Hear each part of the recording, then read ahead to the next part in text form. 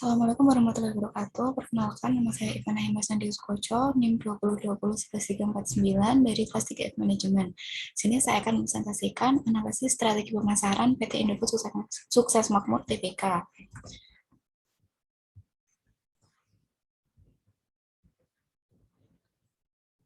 Yang pertama yaitu faktor lingkungan internal. Faktor lingkungan internal meliputi kekuatan dan kelemahan. Dalam kekuatan terdapat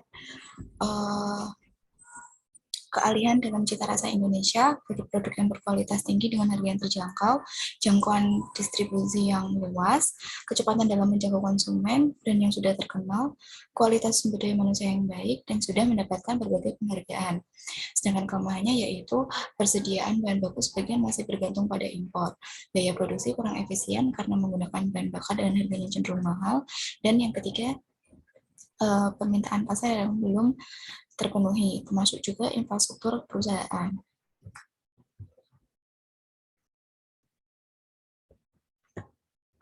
Yang ketiga yaitu faktor lingkungan eksternal.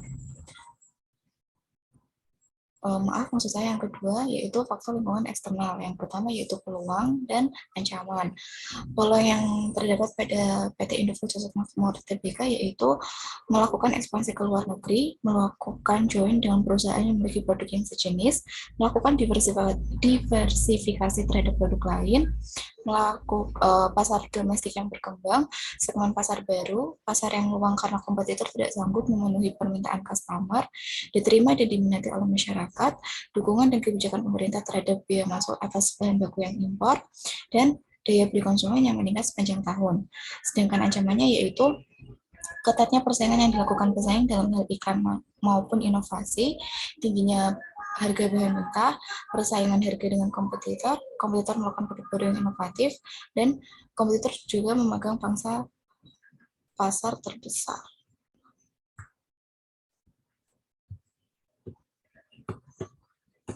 Kemudian yaitu analisis segmentasi. Yang pertama produk mie instan. Yang pertama yaitu segmentasi geografis. Produk mie instan Indomie dinilai cocok untuk seluruh masyarakat Indonesia.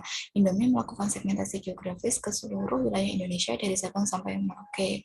Yang kedua, Indomie juga tidak hanya memasarkan produknya di Indonesia saja, melainkan banyak negara lainnya seperti Singapura, Malaysia, Arab Saudi, Nigeria, China, Jepang, Amerika Serikat, Kanada, Inggris, Italia, dan Perancis. Yang ketiga yaitu produk Indomie diproduksi berdasarkan wilayah, sehingga cita rasa Indomie disesuaikan dengan lidah konsumen di setiap daerah. Yang kedua yaitu segmentasi demografis. Produk Indomie goreng maupun kuah cocok dikonsumsi oleh usia remaja hingga dewasa. Pemasaran produk Indomie tidak difokuskan untuk laki-laki maupun perempuan saja. Indomie cocok dikonsumsi oleh siapa saja, semua jenis kelamin, yakni laki-laki dan perempuan. Yang ketiga, produk Indomie diproduksi berdasarkan wilayah, sehingga cita rasa Indomie disesuaikan dengan lidah konsumen di setiap daerah. Kemudian analisis segmentasi yang ketiga yaitu segmentasi psikografis. Hadirnya produk mie instan di Indonesia tentunya disambut antusias oleh masyarakat. Produk Indomie cocok untuk dikonsumsi oleh semua karakteristik masyarakat, terutama bagi mereka yang memiliki gaya hidup cenderung konsumtif dan praktis. Yang keempat, analisis targeting. Maksud saya yang kedua, analisis targeting. Produk Indomie varian goreng dan kuah memiliki target pasar untuk semua umur, kecuali bayi dan balita. Untuk varian produk Indomie, My Noodles, target pasarnya adalah anak-anak. Indomie melakukan perubahan strategi target pasar. Perusahaan melakukan beberapa inovasi produk yang memiliki karakteristik berbeda, yaitu Indomie goreng, Indomie kuah, Indomie jumbo, Selera Nusantara, mie keriting, Taste of Asia, Kuliner Indonesia, My Noodles, Real Meat, dan yang terbaru adalah Bait Me. Analisis positioning. Indomie untuk saat ini merupakan market leader dalam medan persaingan berbagai produk mie instan di Indonesia. Perusahaan Indofood menanamkan produk mie instan mie Indomie di benak konsumen Indonesia, bahwa produk Indomie merupakan mie asli dan milik Indonesia. Di Indonesia sendiri, sebutan Indomie sudah dijadikan istilah generik yang merujuk kepada mie instan. Produk Indomie merupakan produk mie instan yang praktis dan nikmat untuk dikonsumsi. Yang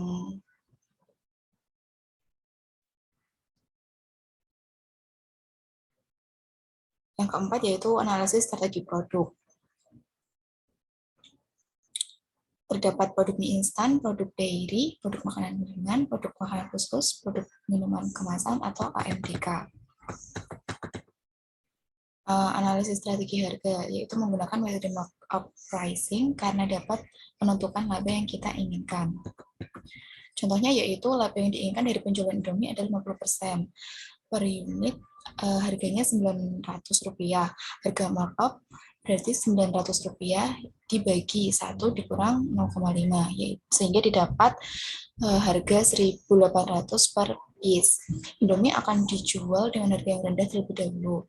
Selain itu, Indomie akan menjadi sponsor-sponsor event yang besar dan sumber kemanusiaan dengan tujuan agar produk ini lebih dikenal oleh masyarakat luas. Biaya event dan kemanusiaan dibebankan ke produk, yaitu Rp150 per pieces, image-nya itu Rp50 per pieces, yaitu Rp200 per pieces. Harga akhir yang diambil adalah Rp200.000 per pieces.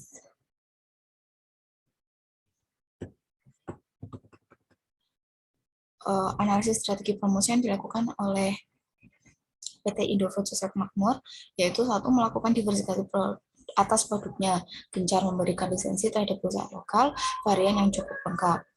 Kemudian menggunakan brand awareness, tagline Indomie Seleraku, dan juga pemasaran dengan iklan yang tersebar di seluruh stasiun TV dan juga billboard jalan.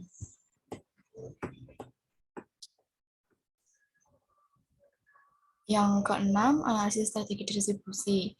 Jumlah titik stok atau gudang semakin diperbanyak secara agresif sejak tahun 2005, sehingga mampu menyediakan penetrasi yang lebih luas melalui rantai suplai dan pengantaran. Kemudian, analisis strategi promosi yang digunakan yaitu salah satunya produk Sarimi yang akan terus bersaing dengan produk mie instan lainnya di kelas menengah ke bawah.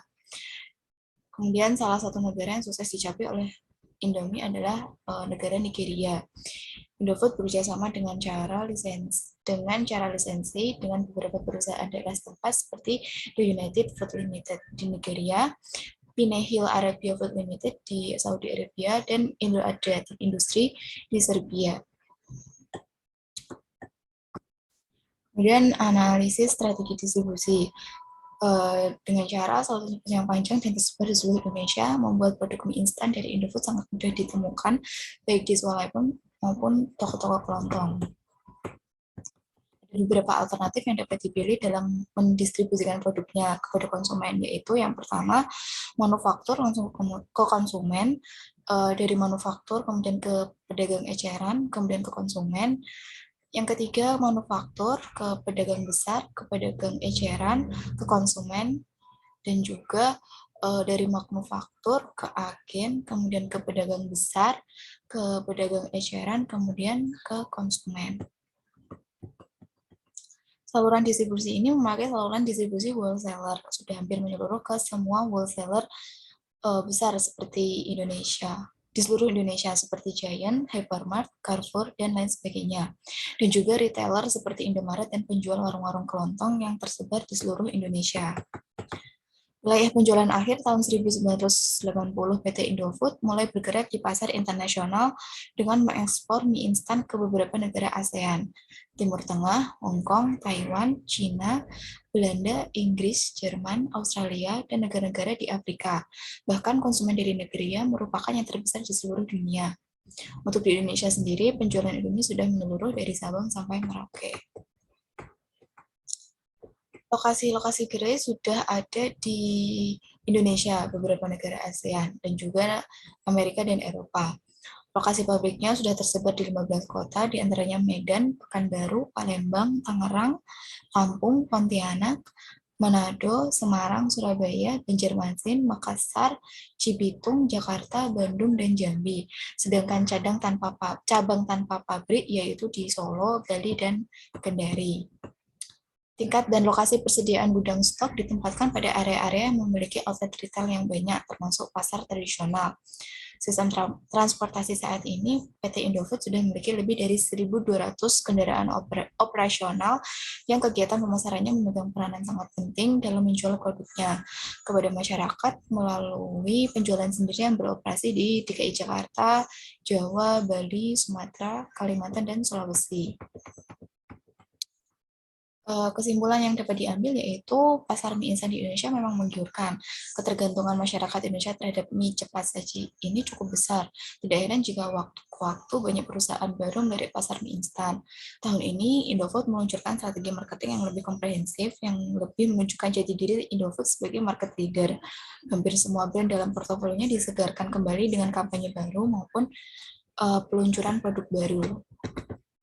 Saran yang dapat saya sampaikan yaitu yang pertama, menambah inovasi pada produk, yang kedua, meningkatkan stok produksi, yang ketiga, memperluas saluran distribusi, dan menciptakan strategi promosi yang lebih menarik lagi.